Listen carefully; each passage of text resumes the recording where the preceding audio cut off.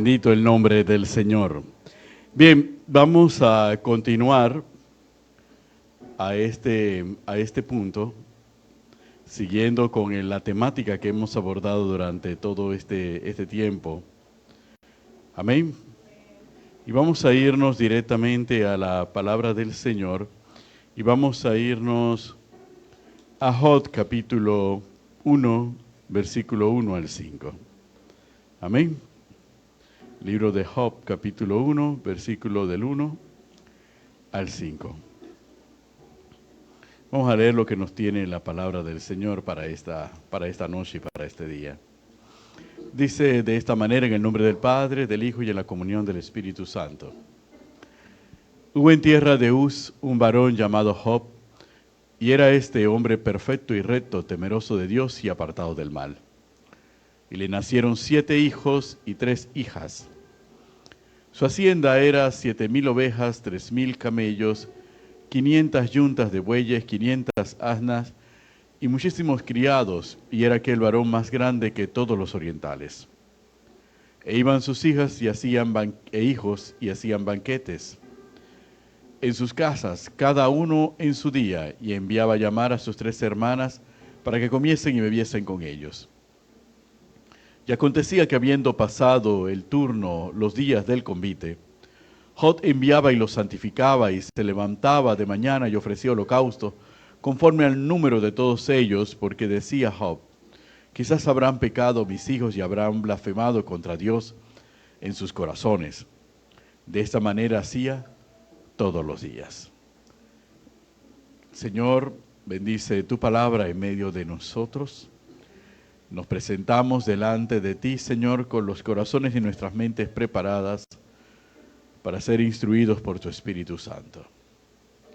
Señor, glorifícate una vez más en nuestras vidas, edifícanos, consuélanos y exhórtanos. Usa, Señor, esta vasija de barro como un instrumento de honra en tus manos para bendecir a tu pueblo. En el nombre de Jesús, amén y amén. Podemos sentarnos, iglesia. Aleluya. Sabemos que algunos de nosotros estamos pasando por quebrantos de salud pequeños. Amén. Aleluya. Que no nos detienen, pero que sí nos limitan en mucho. Sabemos que otro grupo también está trabajando fuertemente en el nuevo local, en la nueva casa Yavis. ¿Cuántos dicen amén? Aleluya. Le damos gracias a Dios porque Dios ha sido fiel y ha escuchado la oración de su pueblo y Dios ha continuado siendo nuestro proveedor, amén. Y ha continuado abriendo puertas, Señor, y venciendo las cosas que parecían imposibles. Y eso nos da todavía ánimo en medio de toda la fatiga o todo el cansancio que se pueda sentir. Pero aquí estamos en la casa del Señor compartiendo su palabra, mientras otro grupo está allá continuando los trabajos junto con nuestra pastora. Bien, nos dice la palabra del Señor, y cuando uno lee estos 5 primeros versículos del capítulo 1 del libro de Job, indudablemente uno diría, bueno, vamos a hablar otra vez de Job, vamos a hablar de Satanás, vamos a hablar del tentador, etcétera, etcétera, vamos a hablar de cómo Satanás lo atacó. No, vamos a hablar de Job como un modelo de lo que uno vive y lo que uno experimenta cuando uno espera que venga la lluvia. Y cuando uno, no solamente lo que uno vive y lo que uno experimenta como ser humano, sino todavía con mayor gravedad, después de ser bendecidos enormemente por el Señor, llega un momento en nuestra vida en que pareciera que todo se acabó. Esa es la vida de Job. Un hombre que pudo haber dicho, yo he recibido la lluvia temprana y la lluvia tardía del Señor, aún sin haberlo visto. Y de repente, de la noche a la mañana, todo desaparece. Y uno se puede preguntar en esas circunstancias, ¿y dónde estás tú, Señor? ¿Dónde está la lluvia que me enviaste y que me bendeciste abundantemente? Señor, no has hecho memoria de mi fidelidad y de mi lealtad hacia ti, aún no solamente por mí, sino también por mi descendencia que tú me diste, por si acaso ellos han pecado contra ti, también he presentado holocausto por ellos delante de ti. Entonces, pero a pesar de todas esas circunstancias, a Job le sobrevino la calamidad. Y el estado emocional de Job era el estado emocional ahora de un hombre que está esperando en el Señor que venga su lluvia, que derrame sus bendiciones, que Dios sea propicio a él, que Dios recompense su sacrificio, su esfuerzo, que Dios recompense su lealtad y su obediencia a él.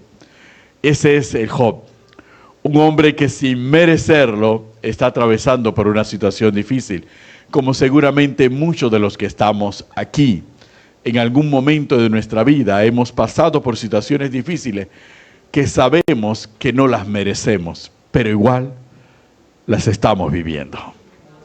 Amén. Entonces, esas son las actitudes que quedan. Porque cuando nosotros hablamos de la lluvia temprana y de la lluvia tardía y este mover del Espíritu Santo sobre nuestras vidas, muchos recordarán, sí, hemos recibido la lluvia temprana porque hemos recibido el bautismo del Espíritu Santo, pero todavía yo siento que la lluvia tardía no ha caído sobre mí. Todavía siento que esa lluvia no se ha derramado sobre mí. Todavía no veo el cumplimiento de las promesas del Señor, ni veo las promesas de las bendiciones que Dios tiene para mi vida. No las alcanzo. Sí, la pastora predica sobre ello y el pastor predica sobre ello, pero yo, al contrario, a veces experimento que esa lluvia no va a llegar, al menos por ahora, a mi vida. Y a veces nos podemos sentir como Job. Job pasa por varios estados. Pasa por un estado de bendición, por un estado de confusión, por un estado de rebelión, un estado de arrepentimiento, un estado de sumisión, un estado de esperanza y un estado de restauración. ¿Ok? Así que muchas de estas situaciones también las experimentamos nosotros. Y eso nos lleva a preguntarnos cuál debe ser mi actitud mientras la lluvia viene sobre mí. ¿Cuál debe ser la actitud mientras la lluvia cae sobre mis hijos, sobre mi descendencia? ¿Cuál debe ser mi actitud? ¿Qué debo hacer? ¿Debo seguir orando? ¿Tengo que hacer algo adicional para que las cosas se produzcan? ¿Tengo que irme y hablar con los Pieles Rojas y que me enseñen la danza de la lluvia para ver si la lluvia cae? ¿Qué es lo que tengo que hacer? ¿Tengo que sacar un cuchillo y un tenedor y un vaso de agua para ver si la lluvia viene en un momento determinado? Tengo que ir con un machete y pararme en un camino para ver si la lluvia se derrama. ¿Qué es lo que tengo que hacer para que la lluvia venga? ¿Ok? ¿Será que acaso tendré que comprar algunas cigarras y ponerlas para que ayume y llamen la lluvia? ¿Qué es lo que tengo que hacer en un momento determinado? Entonces esas son las problemáticas que muchos de nosotros vivimos y que nosotros atravesamos en ese momento. Sin embargo, la palabra del Señor nos dice que es importante que nosotros en todo tiempo cultivemos un corazón receptivo. Es decir, que nuestro corazón nunca sea un corazón cerrado. Que nunca permitamos que nuestro corazón se convierta en un corazón sin esperanza. En un corazón que considera imposible que las cosas se vayan a dar, que mi situación vaya a cambiar, que la abundancia vaya a venir en mi vida, que nunca permitamos que nuestro corazón se convierta en un corazón amargado, sino que nuestro corazón sea un corazón receptivo, un corazón sensible a percibir la palabra del Señor, a identificar las señales que nos da el Espíritu Santo y a verlas manifiestas en nuestras vidas. ¿Cuántos dicen amén? Por eso es que nosotros tenemos que ser receptivos. Por eso es que en este púlpito se comparten los testimonios. ¿Por qué se comparten los testimonios? Porque el problema de esperar hasta que la lluvia caiga es un problema de fe. Y es necesario los testimonios para que mientras nosotros esperamos que nuestro milagro se cumpla, nuestra fe sea fortalecida. Porque si en el tiempo de espera nuestra fe no es fortalecida, nuestro corazón deja de ser receptivo, se empieza a endurecer y pensamos: Dios se olvidó definitivamente de mí. ¿Qué mal grande he hecho yo al Dios Todopoderoso que Dios se ha olvidado y me ha desechado? Y no es eso lo que Dios quiere. Dios quiere que dependientemente de lo que podamos estar experimentando y lo que pueda tardar el cumplimiento de su palabra en nuestra vida, nosotros mantengamos un corazón receptivo.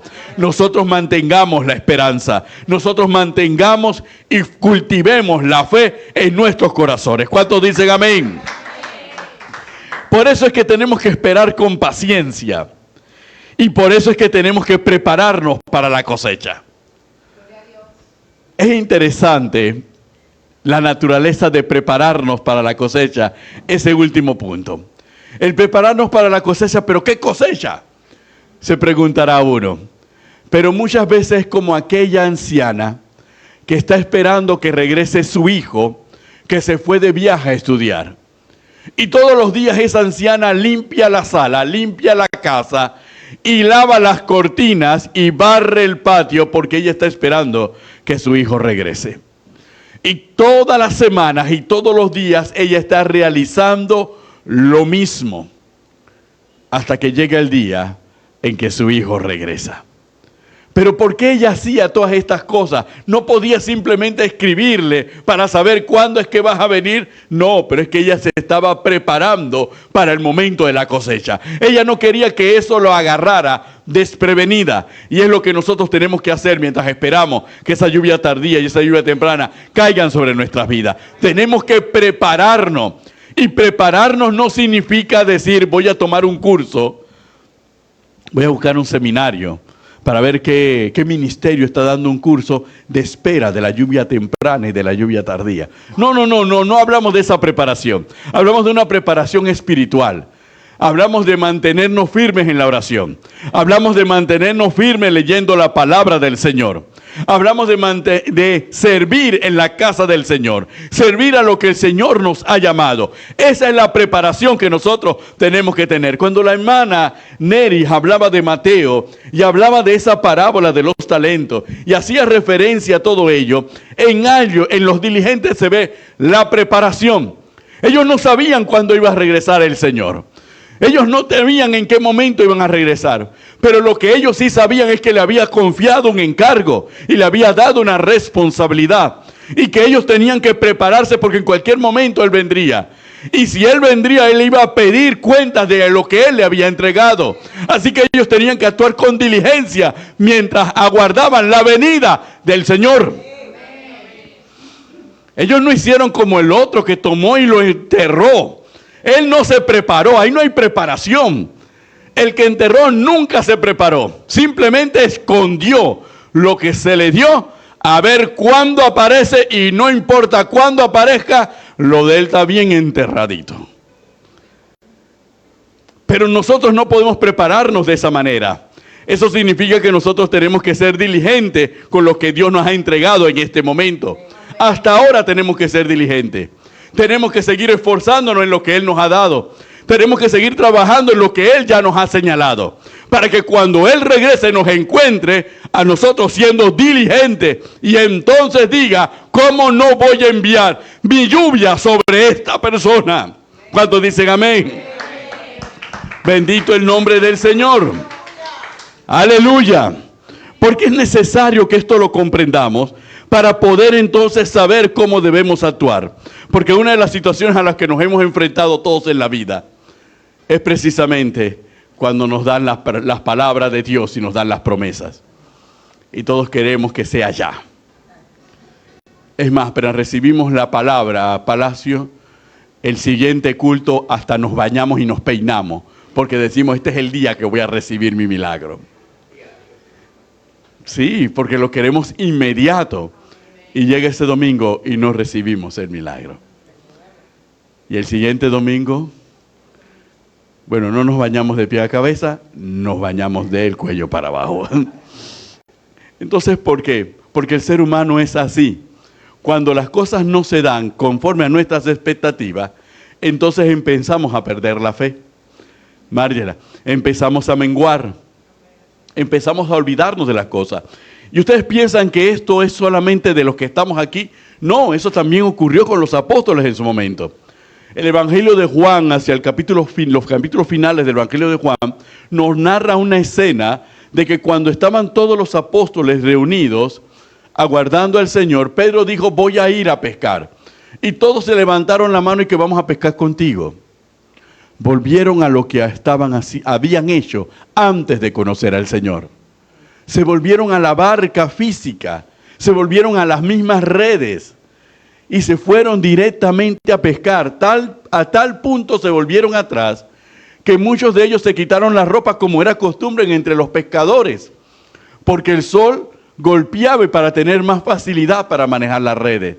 La prueba está que cuando el Señor llega a la orilla y empieza y les pregunta si tienen hambre y empieza a cocinarles el Señor un pescado, ellos Pedro tenía que volver a ponerse la vestidura y a ceñirse los lomos porque se había desvestido, había vuelto atrás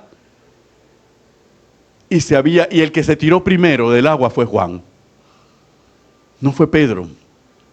¿Por qué? Porque muchas veces cuando nosotros recibimos la palabra del Señor, que nos trae una promesa de bendición, y nosotros aguardamos el cumplimiento de la promesa, y no se da cuando nosotros lo esperamos, inmediatamente empezamos a reflexionar, mejor me voy a volver atrás. Voy a volver a lo que antes hacía, y empiezo a comportarme como antes me comportaba. Y eso es lo peligroso cuando se espera la lluvia. Porque eso lo único que hace es atrasar la lluvia y retroceder. ¿Cuántos dicen amén? Entonces nosotros tenemos que saber que nuestra actitud tiene que ser un corazón receptivo, esperar con paciencia y prepararnos para la cosecha. Fue lo que Elías le dijo a su siervo. Cuando solamente vio, después de 7 miradas, y vio que había una nube como el puño de un hombre, le dijo, ve y dile a Acab, porque viene un aguacero. Es decir, viene una fuerte lluvia. ¿Pero cómo? Si solamente la nube a distancia se ve como un puño. Porque entonces Elías, que es un hombre de fe y profeta, sabía que independientemente del tamaño con que se veía, sabía que venía el cumplimiento de la promesa del Señor, de la lluvia temprana y tardía para el pueblo de Israel. ¿Cuántos dicen amén? Entonces uno no se puede dejar llevar por las circunstancias ni dejar llevar por los pensamientos, porque qué cosas vienen a nuestra mente cuando se nos da la promesa y la promesa no llega. ¿Será palabra del Señor o no será palabra del Señor? ¿Será profecía o habló el corazón? ¿Qué es lo que está pasando? Y esas son actitudes humanas normales. Pero cuando uno reflexiona en esas actitudes, la palabra nos dice, cambiemos nuestra manera de pensar. Cambiemos nuestra manera de ver y analizar las cosas. Y volvámonos al camino de la fe. Y aunque la promesa tardare, espérala. Porque no tardará y ciertamente vendrá. ¿Cuántos dicen amén? Por eso le dijo el profeta, escríbela. Escríbela. ¿Por qué? Para que ellos sepan que como la has escrito, esa palabra va a tener cumplimiento. Por eso nosotros tenemos que escribir las promesas que el Señor nos da. Porque cada vez que nosotros sintamos desfallecer nuestro corazón y que nuestra alma pierde toda fe y toda esperanza, tenemos que volvernos sobre la promesa y recordar la promesa y decir, oh, Señor, tú lo prometiste. Cuando la Biblia nos habla que Jacob se apoyó sobre su bordón, era que se estaba apoyando sobre el bastón, y en el bastón que tenía escritas las promesas que Dios le había dado.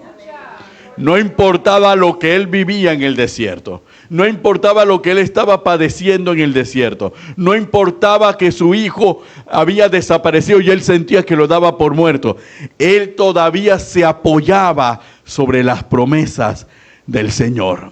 Y las promesas que Dios le había hecho a Abraham y a Isaac y las promesas que le había hecho a él mismo. Él todavía se apoyaba en ellas, las recordaba. Aunque no las veía, las seguía recordando. Y eso es lo que nosotros como seres humanos y como cristianos a veces olvidamos. Hay momentos de soledad y de abandono en donde cualquiera puede decir, ¿y ahora qué hago? Pero cuando uno recuerda, Dios lo prometió. Dios dijo que iba a estar contigo, que Él te iba a proteger, que Él te iba a bendecir. Y uno dice, pero es que veo todo negro, todo oscuro. pero Dios dijo que te iba a bendecir y que te iba a guardar y que te iba a proteger y que nada te iba a pasar. Entonces uno solamente le queda, me apoyo en la palabra que Dios me dijo. Independientemente de lo que vea o de lo que esté pasando a mi alrededor, yo me apoyo en la palabra que Dios me ha dado. Amén. Eso es fundamental para poder comprender esa historia de Job. Cuando nosotros nos vamos directamente a Job, en estos primeros versículos vemos a un hombre que está viviendo en la bendición. Job está viviendo en la bendición, así nos lo describe el primer versículo. Hombre perfecto y recto, temeroso de Dios y apartado del mal. Que tenía 7 hijos. Y describe la riqueza que Job tenía, versículo 3. Así que Job era un hombre en bendición. Bendecido, prosperado y en victoria. Él lo podía decir con plena certeza. No es como aquel que está está fracturado, está cojo. De repente iba caminando y se le metió un paraguas de la viejita en el ojo y quedó tuerto. Y cuando tú le preguntas cómo se siente, bendecido, prosperado y en victoria. No, Job sí se sentía bendecido, prosperado y en victoria. Amén. Así que Job vivía la bendición. Pero cuando llegamos a Job, capítulo 1, versículo 13 y 19, dice la palabra del Señor. Y un día aconteció que sus hijos e hijas comían y bebían vino en casa de su hermano el primogénito. Y vino un mensajero a Job y le dijo, estaban arando los bueyes y las asnas paciendo cerca de ellos.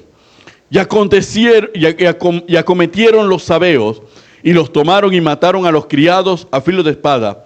Solamente escapé yo para darte la noticia. Aún estaba hablando cuando vino otro que dijo, fuego de Dios cayó del cielo, que quemó las ovejas y a los pastores y los consumió. Solamente escapé yo para darte la noticia. Todavía estaba hablando. Vino otro que dijo, los caldeos hicieron 3 escuadrones y arremetieron contra los camellos y se los llevaron y mataron a los criados a filo de espada y solamente escapé yo para darte la noticia. Entre tanto que hablaba, vino otro que dijo, tus hijos y tus hijas estaban comiendo y bebiendo vino en casa de su hermano el primogénito. Y un gran viento vino del lado del desierto y azotó las 4 esquinas de la casa, la cual cayó sobre los jóvenes y murieron. Y solamente escapé yo para darte la noticia. Hasta ahí llegaron todas las bendiciones de Job. Todo se esfumó. ¿Ok? Hay un refrán que muchas veces, bueno, no vamos a entrar en el refrán, vamos a seguir adelante. ¿Ok? Hay veces que en la vida uno recibe una noticia a comienzos del día y te dicen, ¿sabes qué? Llegas al trabajo y te dice, no pase por la oficina de recursos humanos. Y tú ya vas con el corazón aquí. Y sí, te van a despedir. Y después que te despiden, te suena el celular y te dicen que tu hija acaba de tener un accidente. O viene tu hijo más tarde y te dice, hoy fracasé, yo creo que voy a repetir el año. Y tú cuando llegas a la casa y vas a la cocina, te das cuenta que la paila está fría y que lo de la quincena ya se acabó y el cheque del despido ahora tienes que ver cómo lo cambia. Y ya lo debes porque te atrasaste en la electricidad, en el agua y también en el alquiler. Así que lo más seguro es que después de mañana pregúntate por el siguiente día porque no vas a tener un centavo. Eso mismo le pasó a Job. Y eso mismo nos ha ocurrido muchas veces a nosotros.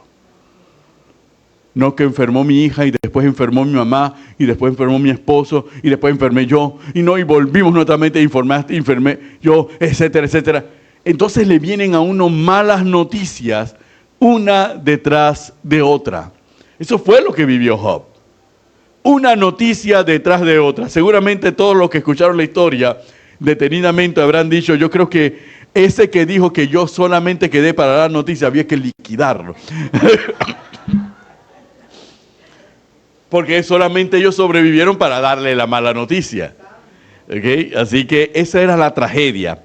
Cuando eso ocurre en nuestra vida, ¿qué es lo primero que siente nuestro corazón? ¿Qué está pasando aquí? Uno se siente confundido. No puede ser. Pero si yo oro, yo me guardo, yo trato de mirar para el otro lado. Yo inclusive trato me esfuerzo por leer la palabra, me dormiría algunos días, pero después el otro día sí, no me voy a dormir, la leo un poquito más temprano. O antes pensaba que podía leer 8, no voy a leer 8, pero al menos leo 2 capítulos por día de la palabra. Pero yo trato de ser una buena persona, agradable al Señor, y me vienen tantas tragedias. Y esto es lo que estoy viviendo. Lo que hay en nuestra mente hay confusión. No sabemos qué es lo que está pasando y no sabemos qué más podemos hacer. Entonces Job vivió esa situación. Fue una situación de confusión. Sin embargo, frente a esas situaciones de confusión, la reacción de Job es la reacción de cualquiera de nosotros. Dice, versículo 20, entonces Job se levantó y rasgó su manto y rasuró su cabeza y se postró en tierra y adoró. Bueno, casi de todos nosotros, ¿no? La mayoría de nosotros nos levantamos, nos rasgamos la ropa, nos jalamos el cabello, no nos rasuramos, nos jalamos el cabello de la desesperación, nos tiramos a tierra, pero no adoramos. Nos tiramos a tierra a gritar y a llorar desesperadamente. Y exactamente. ¿Por qué? Porque después que viene la confusión, viene otro periodo, viene el periodo de la rebelión. Ajá. Y vengo a esta iglesia y siempre viene la hermanita esta hablando de los milagros que el Señor ha hecho. Que cómo el Señor la ha sacado de esto. Y yo aquí comiendo un cable. Con problemas aquí. Y hablando de la bendición de los hijos, yo peleando con estos chiquillos acá, que me están dando dolor de cabeza, y la otra hablando de bendición, de que esto y lo otro, etcétera, etcétera. Entonces la confusión se convierte en rebelión. Empezamos a sentir rebelión hacia Dios. Señor, tú me lo prometiste, pero yo no estoy viendo nada. Es más, todo se me está poniendo peor. Mejor me hubiera quedado con San Judas Tadeo. Entonces, y las cosas se me van poniendo peor y se me van poniendo mal. Entonces, con la negra Tomasa, no importa. Entonces las cosas se me van poniendo peor. Entonces, ¿qué hago frente a esa situación, Señor? Entonces, empezamos a menguar en la vida espiritual. Es lo lógico. Empezamos a dejar de orar. Hay 2 causas que nos llevan a dejar de orar. La tragedia y la abundancia de bendición. Hay 2 situaciones que a todos los seres humanos nos llevan a dejar de orar. Ni mucho, ni poco para mantenerme así, siempre teniendo la necesidad, para siempre tener que orar delante de ti, pero siempre teniendo la bendición que me permite vivir cada día. ¿Okay? Que sería lo sensato. Para la mayoría de todos nosotros eso sería lo sensato. Pero llega después y leemos la palabra del Señor y a un hombre como Pablo que nos dice directamente, yo sé vivir en la escasez y en la abundancia. En todo y por todo he sido preparado. Entonces, en otras palabras nos dice, si es escasez, glorifico a Dios. Si es abundancia, glorifico a Dios. Debido sea que el día sombrío y no cuide de él Dios de la tierra, ni claridad sobre él resplandezca. El corazón de Job era el corazón de alguien totalmente aplastado por la vida, que se sentía a sí mismo alguien sin ningún valor. No, todavía hay esperanza. ¿Cuántos dicen amén? Alábalo si puede. Amén.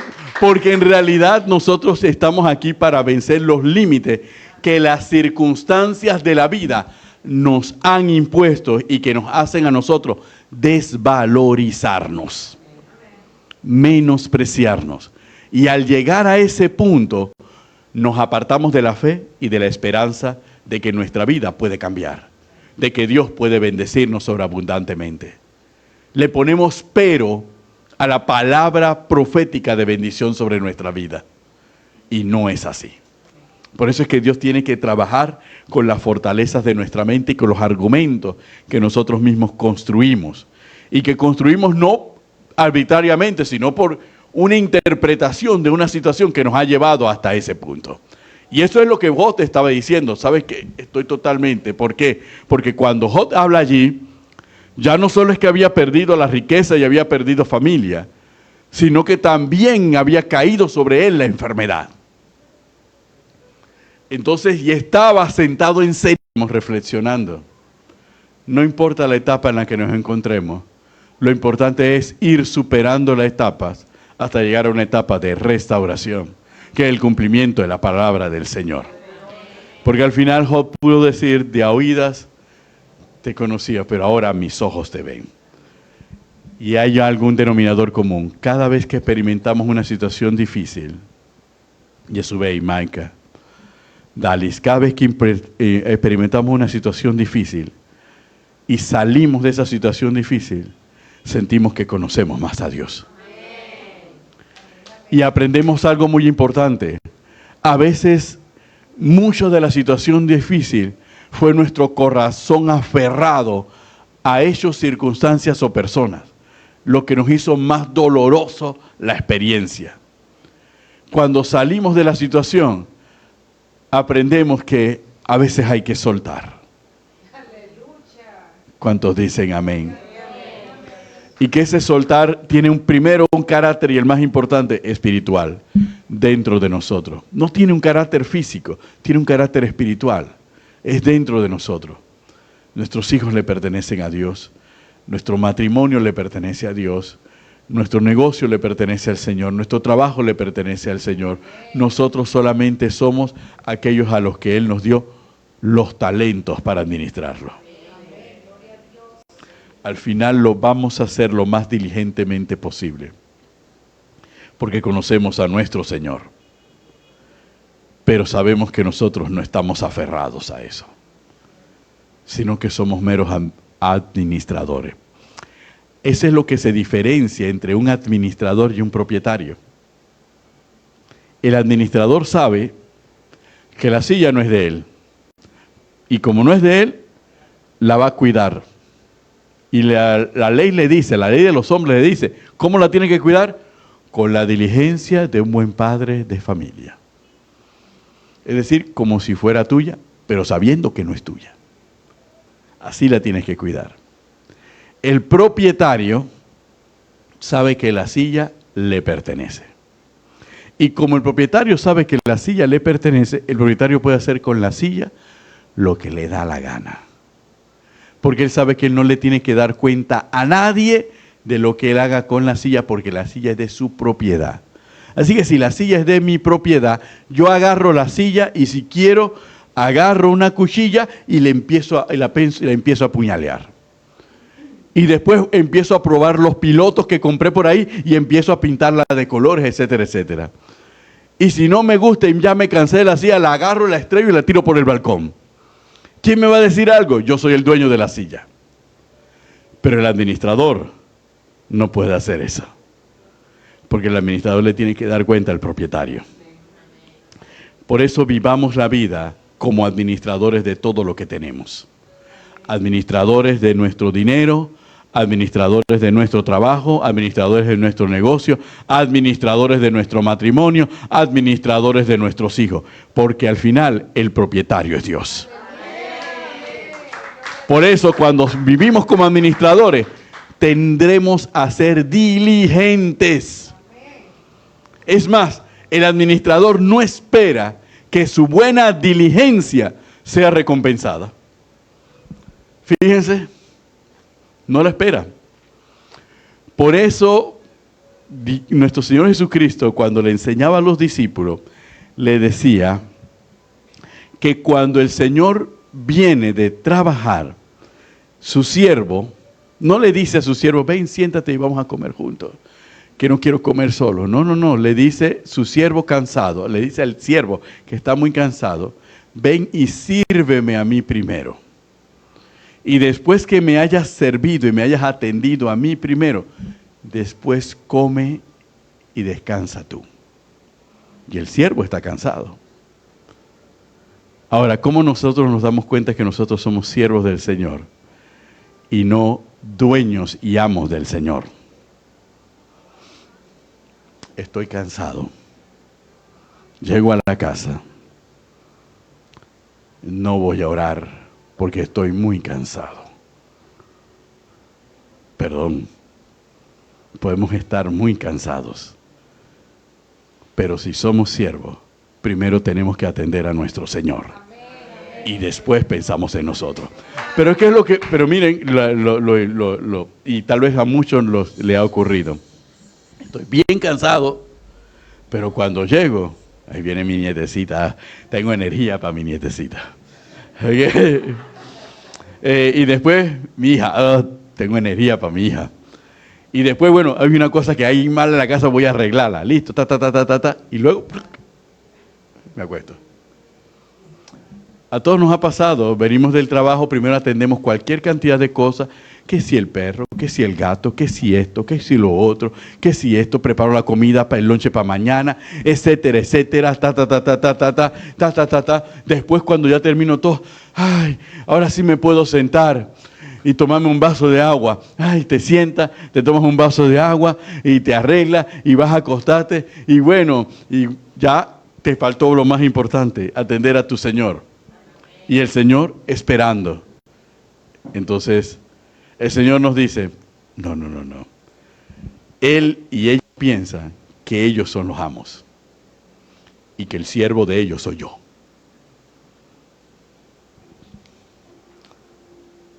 Ahora les voy a enseñar lo que se tiene que padecer por servir a Cristo. Eso fue lo que Dios hizo con Pablo.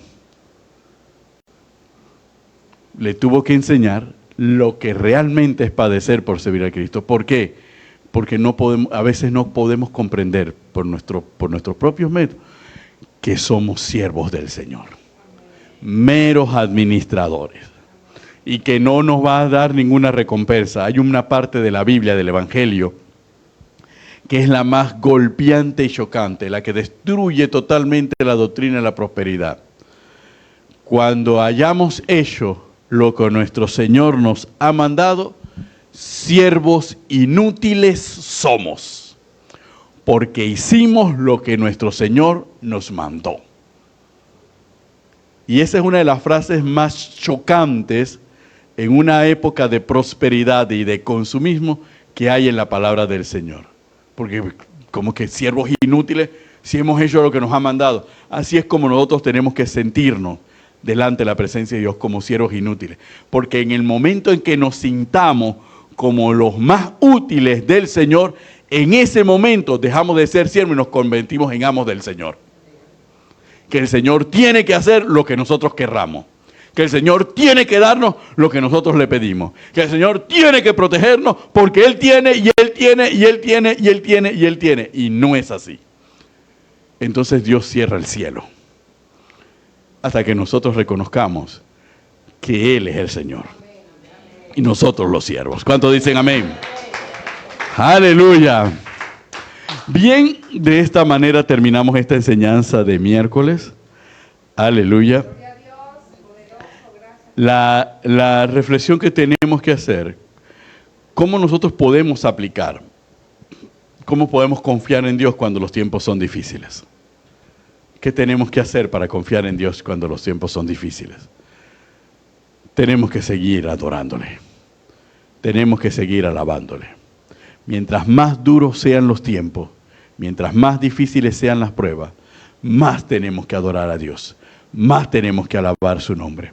más tenemos que servirle, porque los tiempos son difíciles, para que pueda llegar la lluvia y los tiempos sean sobreabundantes.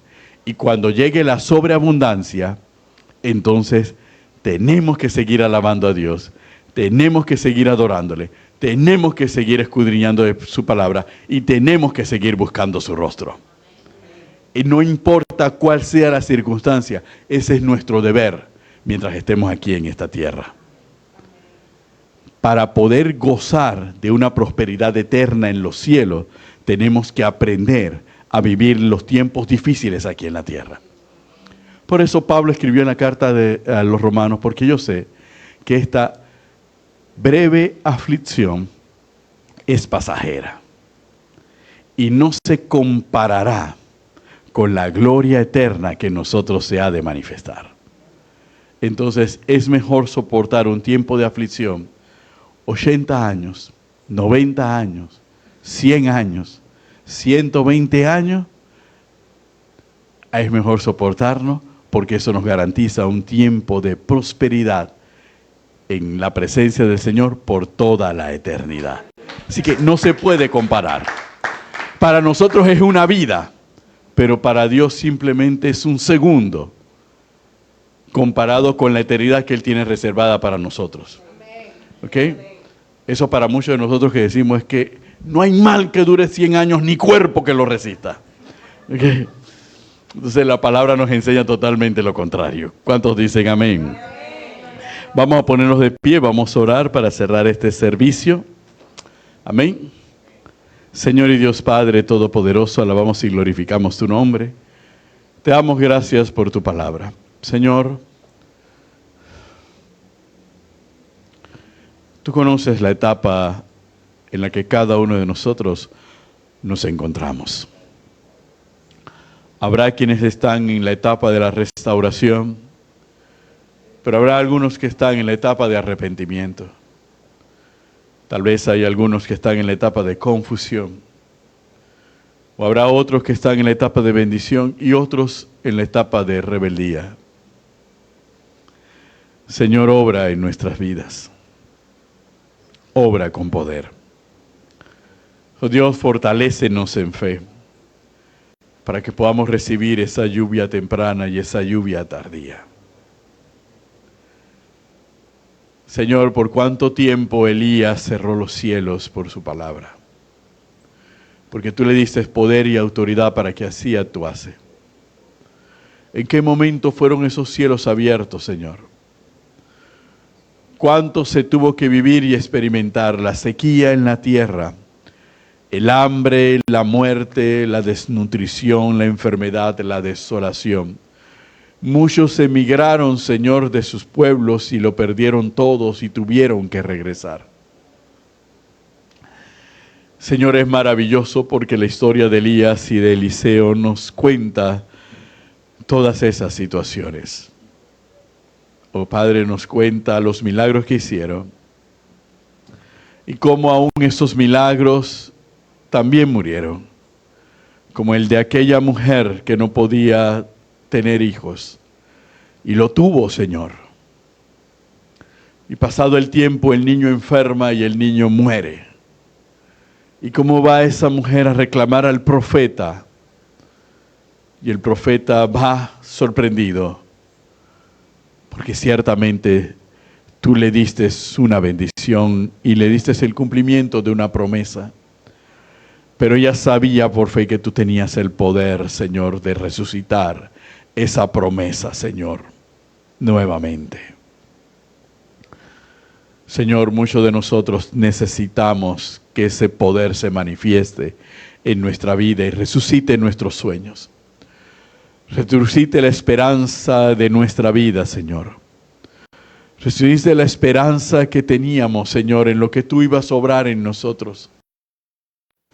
Señor, que nos podamos sobreponer al tiempo y a la adversidad, Señor. Y saber que tú eres el Dios y el Señor del tiempo, Cristo, de la circunstancia y de todo alrededor. Señor, ayúdanos y enséñanos a ser buenos administradores, Ayúdanos a ser buenos mayordomos de nuestra propia vida y de todo aquello que tú has confiado en nuestras manos, sabiendo que tú eres el Señor de todo, a quien tarde o temprano tenemos que dar cuenta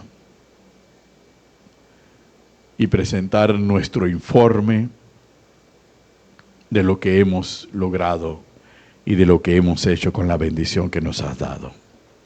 Guarda y bendice a cada miembro de esta iglesia, Señor, de los que nos siguen a través de las redes sociales, Señor. Bendice a tu pueblo, Señor. Sigue prosperándonos y sigue dándonos la fortaleza y la fe para seguir perseverando en este camino de santidad, sin desviarnos de izquierda ni a derecha por difíciles que sean los tiempos, sin volvernos atrás, porque nosotros no somos de los que retrocedemos, sino de los que tenemos fe para la preservación del alma. A ti, oh Dios, sea toda gloria, toda honra y toda alabanza en el nombre de Jesús. Y ahora que todos vamos a partir, bendícenos en el camino de regreso a nuestros hogares. Bendice en nuestras casas, Señor. Y sigue glorificando, Espíritu Santo. Sigue obrando en nuestra mente y en nuestro corazón con esta palabra, Señor, que hemos compartido en esta noche. Sigue obrando, sigue hablándonos, sigue enseñándonos, sigue mostrándonos, Señor, situaciones y circunstancias, Señor. Sigue enriqueciéndonos y sigue edificándonos. En el nombre de Jesús. Amén.